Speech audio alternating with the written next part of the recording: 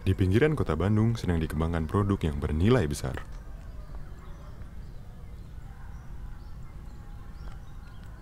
Jamur. Mereka biasanya tidak menarik perhatian. Ada banyak spesies dengan berbagai sifat yang berbeda. Sebagian bergizi dan sebagian mengandung khasiat sebagai obat. Inilah bahan mentah bagi tekstil inovatif.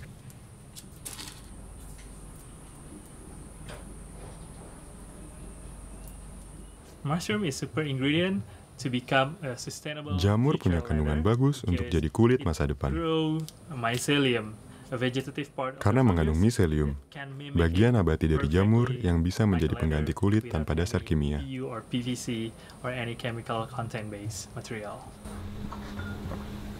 Adi Reza Nugroho berasal dari keluarga petani jamur.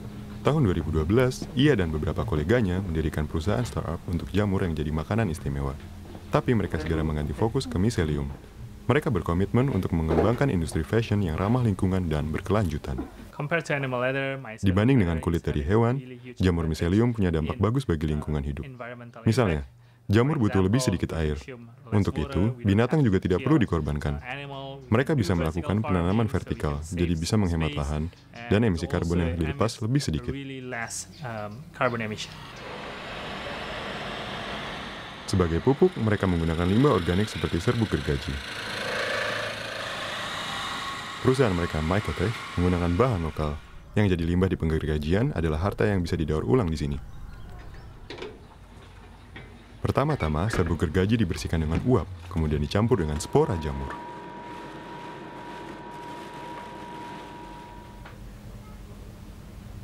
Jamur mengkonsumsi serbuk gergaji. Pada saat bersamaan, di bagian luar blok serbuk gergaji, tumbuh padat miselium yang bisa dipanen dalam beberapa hari.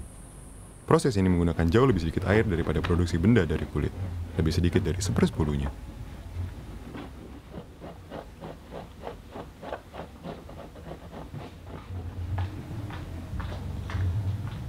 Ini menarik perhatian Yuka Harlanda. Ia membuat dan menjual sepatu. Banyak yang dibuat dari kulit, tapi belakangan ini ia ingin mencari alternatif. Industri kulit jadi salah satu kontributor terbesar emisi karbon. Dan bisa kita lihat bahwa selama kita tetap menjual sepatu dari kulit, kita terus merusak lingkungan hidup. Akhirnya kami menyadari, kami perlu solusi berkelanjutan. Awalnya, ia menolak penggunaan kulit dari jamur. Tapi timnya sekarang sudah belajar bagaimana cara pengolahannya. Bahan dari miselium tidak kedap udara, fleksibel dan kuat. Bisa digunakan bertahun-tahun. Dan ini produk yang ramah lingkungan dan berkelanjutan. Perusahaan-perusahaan di seluruh dunia berhasil menemukan keuntungannya. Sepatu dari miselium masih harus dikembangkan lagi. Mereka belum tersedia secara meluas dan belum jadi produk pasar massal. Dan biaya pembuatannya masih tinggi karena jumlahnya yang sedikit. Artinya, kami masih memproduksi dalam jumlah terbatas. Ini masih dalam tahap pengembangan.